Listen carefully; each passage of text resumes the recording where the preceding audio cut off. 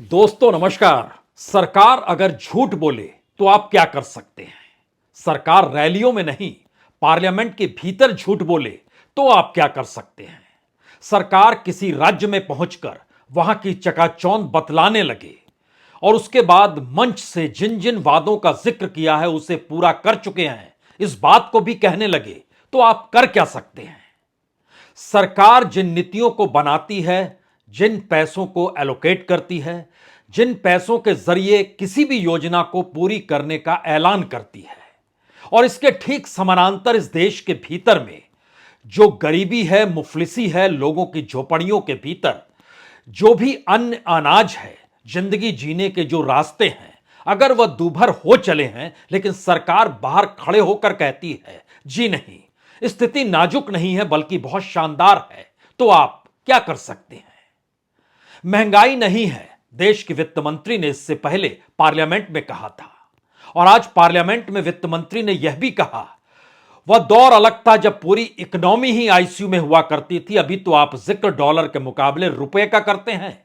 हमारी इकोनॉमी दुनिया में ऐसे वक्त में आगे बढ़ रही है जिस दौर में युद्ध की वजह से दुनिया भर में मंदी आ रही है। आप कुछ नहीं कर सकते, क्योंकि इस देश का मतलब क्या सत्ता है? इस देश का मतलब क्या सरकारें हैं?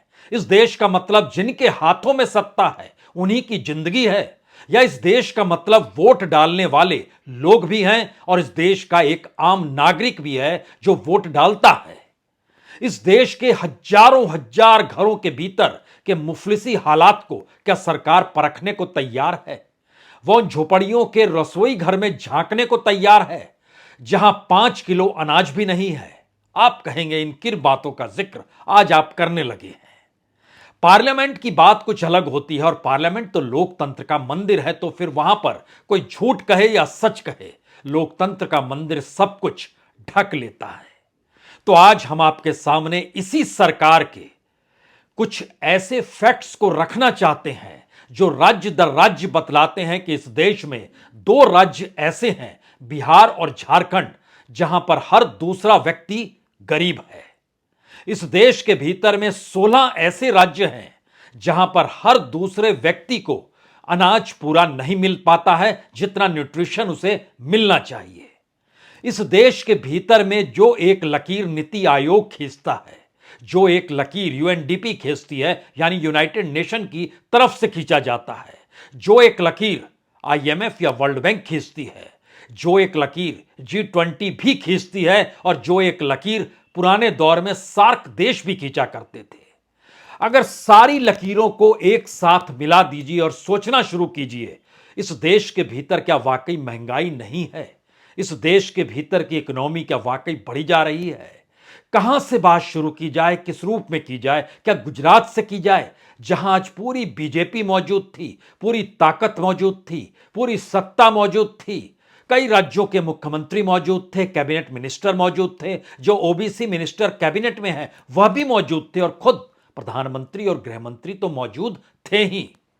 यह ताकत है सत्ता की, लेकिन जनता टुकुर टुकुर देखती है। आप कहेंगे क्यों जिक्र सिर्फ मोदी का? जी नहीं, समूची कांग्रेस पैदल चलती हुई दिखाई दे रही है इस वक्त राजस्थान में। राजस्थान के भीतर का सच क्या है? जिन जिलों से ही गुजर रही है राहुल गांधी की पदयात्रा, उन जिलों के भीतर का सच क्या है? और क्या अशोक गहलोत यानी राज्य के मुख्यमंत्री नहीं जानते हैं, और देश के प्रधानमंत्री इससे वाकिफ नहीं है क्या? सब कोई वाकिफ है। इसीलिए तो 2 दिन पहले शुक्रवार के दिन पार्लियामेंट में जानकारी दी गई कि हमने जो सब्सिडी के लिए रकम निर्धारित की थी तकरीबन 3 लाख करोड़ से ज्यादा, उससे काम नहीं चलेगा। काम के लिए अब 2 लाख करोड़ से ज्यादा हम आप लोगों से अप्रूवल लेना चाहते हैं, क्योंकि इस देश के जेब में पैसा नहीं है, क्योंकि इस देश के भीतर लोगों को अब मुफ्त में चाहिए। वो प्रधानमंत्री गरीब कल्याण योजना हो या दूसरी योजनाएं हो, सब्सिडी चाहिए। ये सब्सिडी अनाज में चाहिए, ये सब्सिडी फर्टिलाइजर में चाहिए। फर्टिलाइजर में नहीं देंगे यानी खाद में नहीं देंगे तो किसान मर जाएगा, और अगर अनाज में नहीं देंगे तो ये देश मर जाएगा। लेकिन फिर भी हम पार्लियामेंट के भीतर कहते हैं सब ठीक है। हमें लगता है कि आज इन तथ्यों को जरा परखने की कोशिश कीजिए। जब हम सारी लकीरों को मिटा रहे थे, जो डाटा अलग अलग जगहों से आते हैं, उसमें कल्पना आप कीजिए कि उत्तर प्रदेश के भीतर में लगभग 8 करोड़ लोग गरीबी की रेखा से नीचे या गरीबी की पायदान पर खड़े हैं। 8 करोड़ लोग। मध्य प्रदेश के भीतर इनकी तादाद तकरीबन 5 करोड़ के लगभग हो चली है। बिहार और झारखंड का जिक्र इसलिए नहीं क्योंकि वहां हर दूसरा शख्स गरीब है, जो भारत सरकार की रिपोर्ट ने लकीर खींच दी। लेकिन जब वर्ल्ड बैंक और आईएमएफ की रिपोर्ट देखिएगा, यूनाइटेड नेशन द्वारा जो यूएनडीपी की रिपोर्ट की रेट गई, उसमें देखिएगा तो 4 राज्य ऐसे हैं जिसमें बिहार, झारखंड भी आता है, उड़ीसा भी आता है, बंगाल का एक बड़ा हिस्सा आता है, मध्य प्रदेश का एक बड़ा हिस्सा आता है। इन जगहों की परिस्थिति को अगर पलटिएगा तो जानकर हैरत हो जाएगी कि यहां की स्थिति दुनिया भर में सबसे गरीब और भूख की स्थिति को जीता हुआ यह देश है। लेकिन सरकार झूठ क्यों बोलती है? और सरकार के माथे पर झूठ बोलते समय शिकन क्यों नहीं आती है? जो रैलियों में आते थे हमने देखा, चुनाव बीत गया। जो पदयात्रा में आ रहे हैं उन्हें हमने देखा है। जिस तरीके से मिड डे मील चलता है ना, कि बच्चे स्कूल में पढ़ने आ जाएं, उसी तरीके से पदयात्रा के दौर में भी गरीबी इतनी ज्यादा है। हम उन जिलों का भी जिक्र आपसे करेंगे जो बूंदी है, जहां से इस वक्त पदयात्रा गुजर रही है। हम जिक्र करेंगे, आगे दौसा आएगा, उसके बाद अलवर आएगा, सबका जिक्र करते हैं। लेकिन प्रधानमंत्री जिस गुजरात में बैठे हैं, उस गुजरात की स्थिति भी जरा एक क्षण के लिए यह सोचकर समझिए कि 1,15,40,340 लोग जो वहां के हैं वह गरीब हैं। और गरीब का मतलब वर्ल्ड बैंक और आईएमएफ की कतार में 2 जून की रोटी भी मुहैया नहीं करा पाना होता है। यूएनडीपी की रिपोर्ट भी इसी दिशा में जाती है। और भारत के भीतर भी डिप्राइव जो परिस्थिति होती है वह हाथ पांव फुला देगी अगर किसी पार्लियामेंट को ऐसे जिंदगी जीनी पड़ जाए तो।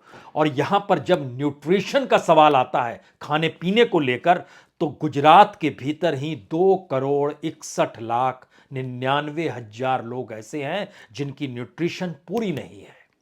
ये गुजरात जैसे देश, राज्य में जहां पर समूचा देश बैठा है, यानी समूची सरकार बैठी है और शपथ ग्रहण हो रहा है। और इससे सटा हुआ राजस्थान का इलाका, वहां भी घूम लीजिए। राजस्थान के भीतर जिन्हें पूरा अनाज ना मिल पाता हो या जो गरीब हो, 7,82,00,000 में से 2,30,00,000 गरीब हैं। उसके भीतर जो न्यूट्रिशन की स्थिति है, जो दुनिया भर की रिपोर्ट तैयार होती है, वो बताती है कि 3,28,00,000, ये लगभग 42% के पार की स्थिति है। इतनी बड़ी तादाद में लोगों की ऐसी स्थिति, और सरकार कहती है हमारी इकोनॉमी बड़ी शानदार है, क्योंकि जिक्र डॉलर का हो रहा है। इस बात का हो रहा है, तब 66 रुपए थे तो आईसीयू में थे, आज 83 रुपए हैं तो क्या मरचुरी में है? जी नहीं। बहुत शानदार इकोनॉमी है। दुनिया के मानचित्र पर देखिए, प्रचार प्रसार से सरकारें अगर चलती हैं, इस देश के प्रधानमंत्री को प्रचार के जरिए जो रंग रोगन किया जाता है, उस पर अगर 5,000 करोड़ तक खर्च हो जाते हो और कोई आ भी ना भरता हो, तो इसका मतलब है क्या सरकार या सरकारें, सत्ता या सत्ताएं, या एक लकीर के ऊपर भारत की वह ताकतवर लोगों की तादाद जो इस देश में चकाचौंध दिखाती है और देखती है। तो आइए जरा सिलसिलेवार तरीके से आगे बढ़ते हैं, क्योंकि जो डिप्राइव की स्थिति है वो डराने वाली इसलिए है क्योंकि बिहार, झारखंड, उत्तर प्रदेश, मध्य प्रदेश, छत्तीसगढ़, राजस्थान, इन 6 राज्यों का जिक्र इसलिए क्योंकि बिहार में बीजेपी की नहीं, गठबंधन की सरकार है, छत्रपों की सरकार है। छत्तीसगढ़, झारखंड के भीतर भी छत्रप की सरकार है, और दोनों की स्थिति इस देश में सबसे ज्यादा नाजुक। इसके बाद आइए जो तीसरा राज्य आता है वो उत्तर प्रदेश, और चौथा राज्य आता है मध्य प्रदेश, जिसकी हालत सबसे बुरी इकोनॉमिक एस्पेक्ट में, गरीबी को लेकर, भूख को लेकर, जो स्कूल जाते हैं बच्चे स्कूल से पढ़ना छोड़ देते हैं, उनकी हालत को लेकर। ये 4 राज्य, छठे नंबर पर कांग्रेस शासित राज्य आता है, छत्तीसगढ़ और राजस्थान, इनकी स्थिति। और उसके बाद ऐसा नहीं है कि गुजरात अलग थलग पड़ गया, जी नहीं, गुजरात भी इस कैटेगरी में आता है, लेकिन गुजरात का स्थिति है कि हर 5वां शख्स वहां पर गरीब है और पूरा अनाज नहीं मिल पाता है। चौथा शख्स जो है उसकी मुश्किल हालात शुरू हो जाती है। जो तीसरा शख्स है उसके लिए रास्ता बंद हो चला है। जो दूसरा शख्स है वो किसी तरीके से मोदी इकोनॉमिक्स में या निर्मला सीतारमण की अर्थव्यवस्था के तहत हाथ पांव मार रहा है। यह हालत गुजरात के भीतर का है।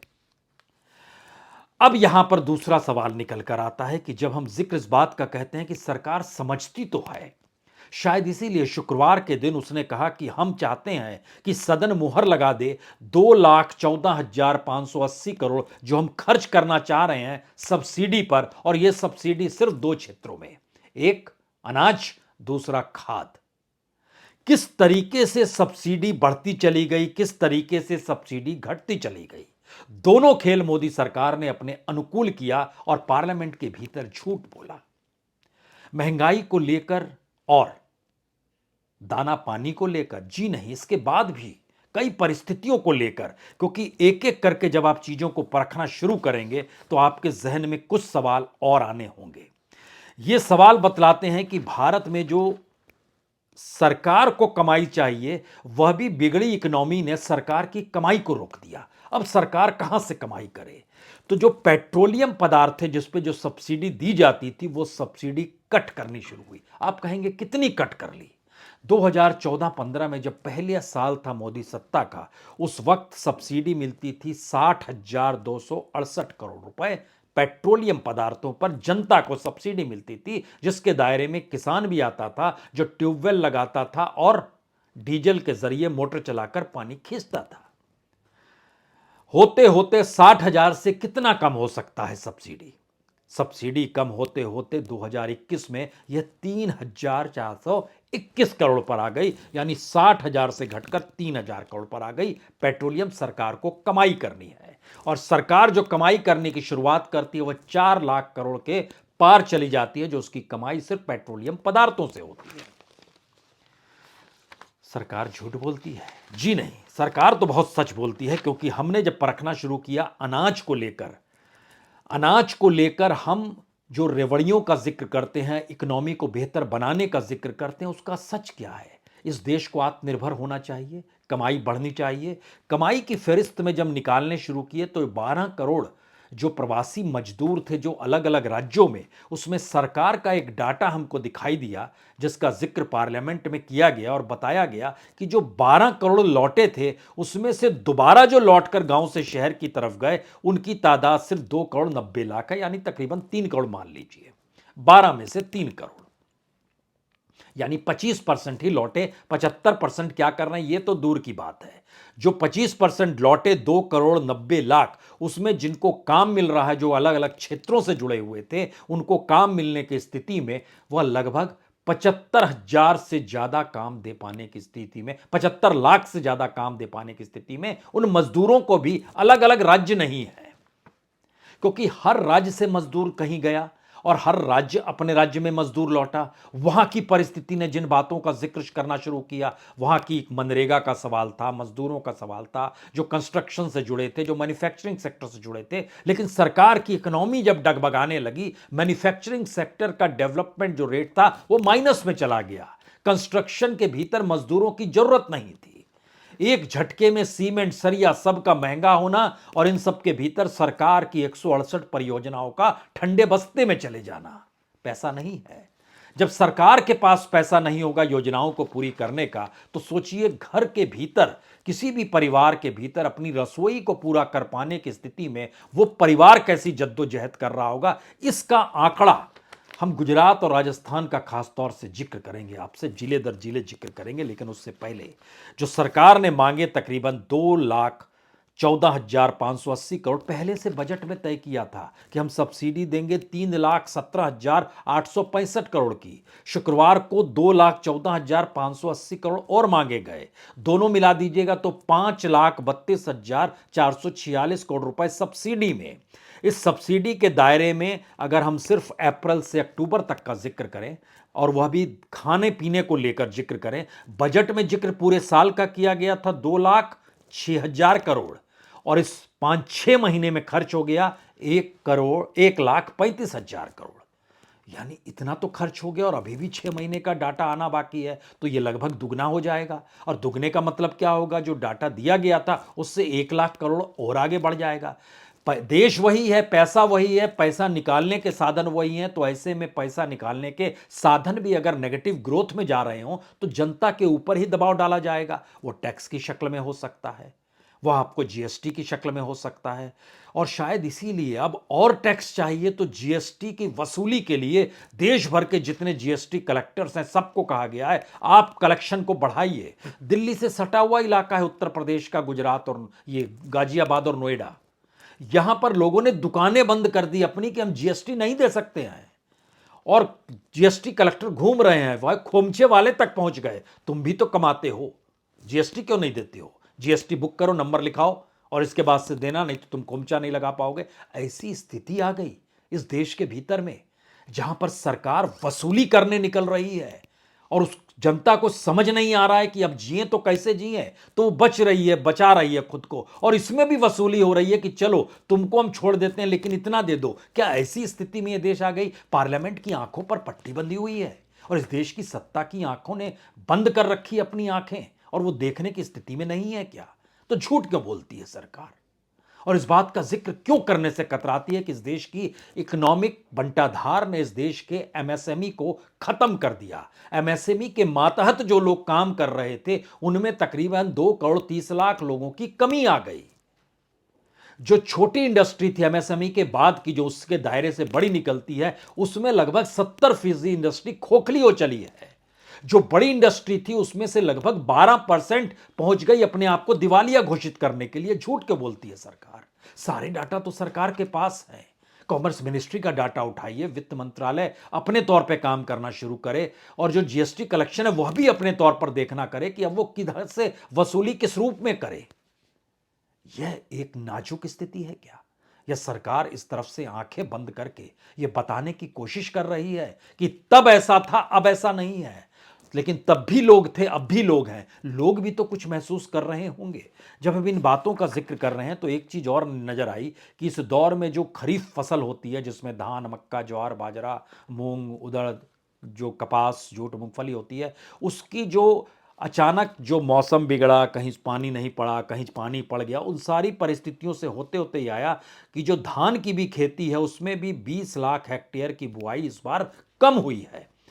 जो जानकारी जून से सितंबर तक आई और कटाई के बाद जो चीजें नजर आ रही है, यानी प्रोडक्शन वहां पर कम हो गया खरीफ का। रबी का बढ़ गया लेकिन खरीफ का कम हो गया, और उसका असर यह हुआ कि जो 10 लाख हेक्टेयर की कमी आ गई जमीन में कुल, यानी 1112 लाख हेक्टेयर की जमीन में जो खरीफ फसल बोई जाती है वो इस बार घटकर 1102 पे आ गई, यानी लगभग 10 लाख हेक्टेयर की कमी उसमें आ गई। और इसी तरीके से धान की खेती में भी कमी आ गई, जो जमीन पे बोया जाता था वो कम हो गया। अब इस पूरी प्रक्रिया के भीतर में हम जब इस बात का जिक्र कर रहे हैं कि सब्सिडी बढ़ी फूड और फर्टिलाइजर में भी सब्सिडी बढ़ानी पड़ गई, क्योंकि किसान के पास पैसा नहीं, और पैसा जहां है वहां खाद नहीं। यानी कैसे आप इकोनॉमी चलाते हैं। और खुद सरकार बता रही है पार्लियामेंट के भीतर कि देखिए ऐसा है, हम दिया करते थे, बजट में हमने जिक्र किया था 1,05,222 करोड़ फर्टिलाइजर का देंगे,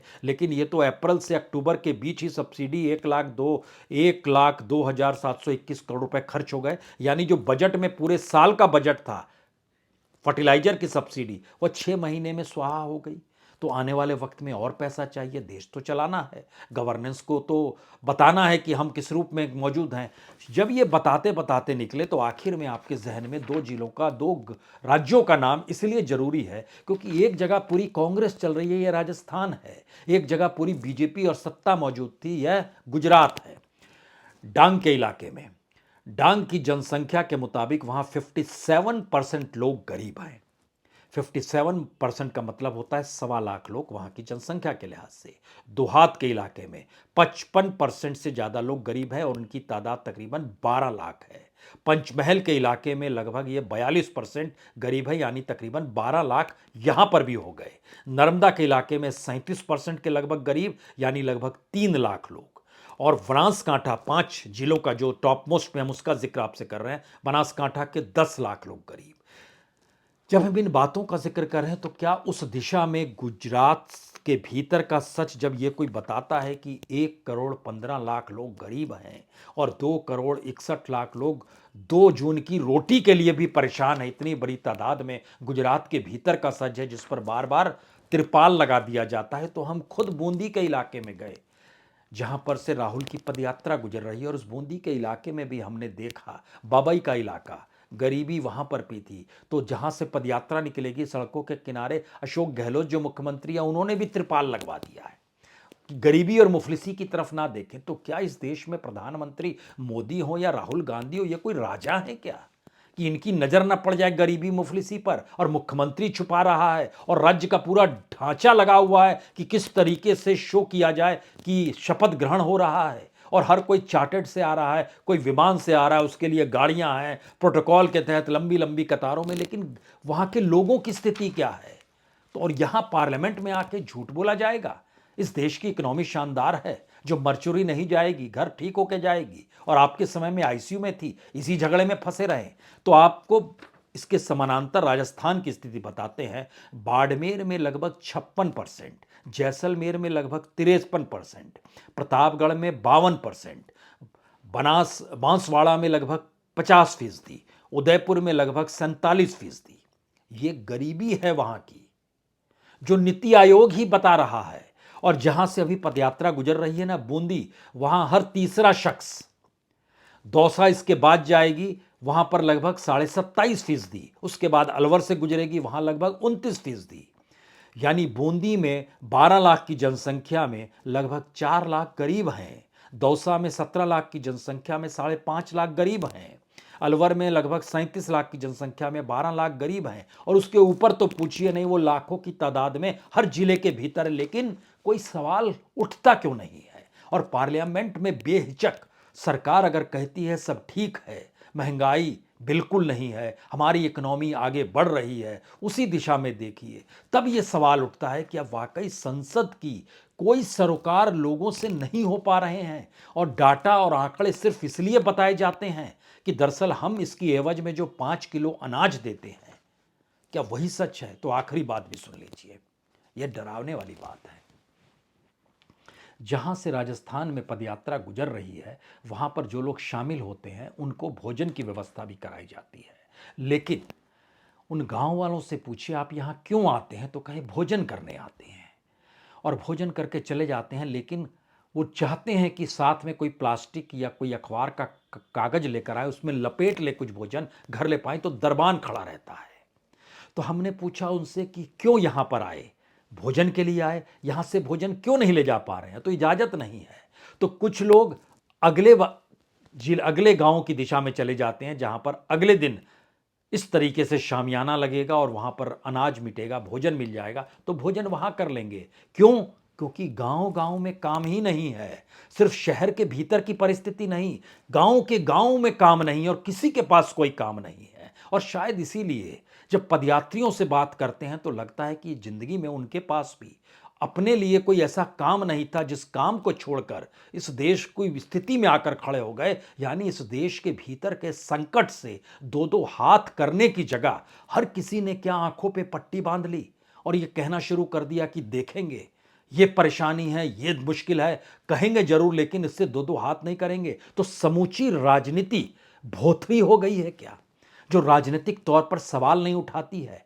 और संसद के भीतर देश के वित्त मंत्री जब खुले तौर पर यह कह देती हैं कि दरअसल स्थिति नाजुक नहीं है, और गांव दर गांव सरकार खुद बता रही है स्थिति कितनी नाजुक है, तो जरा कल्पना कीजिए कि जिन लोगों की स्थिति नाजुक होगी वह जिंदगी कैसे जी रहे होंगे। और उनके भीतर के जो सवाल हैं, जो सवाल ऐसी जगहों पर जाने पर सुनने में आ जाते हैं, ये क्या हो रहा है, तमाशा चल रहा है, हमारी भूख पर इस तरीके से पूड़ियां बन रही हैं, खाया जा रहा है।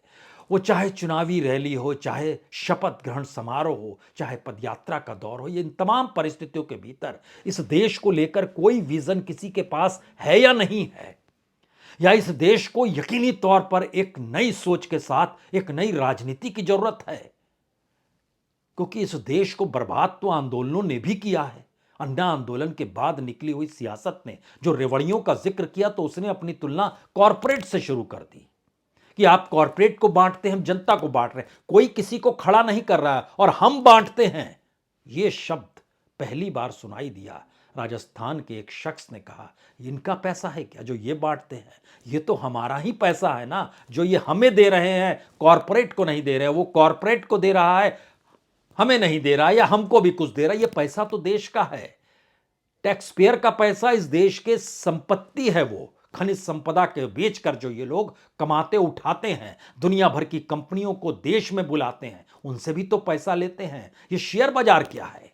ऐसे ऐसे सवाल जब निकलकर लोगों के भीतर समाने लगे हों तो इसका मतलब है राजनीति कमजोर हो चली है। पार्लियामेंट लोकतंत्र का मंदिर, लोकतंत्र के आश्रय ही पोपला और खोखला हो चला है। लोगों के भीतर की जद्दोजहद किसी बात का इंतजार तो नहीं कर रही है। क्या उस इंतजार को लेकर इंतजार किया जाए, या उसे कम से कम संवाद के जरिए बात को आगे बढ़ाया जाए? बहुत बहुत शुक्रिया, बहुत बहुत शुक्रिया।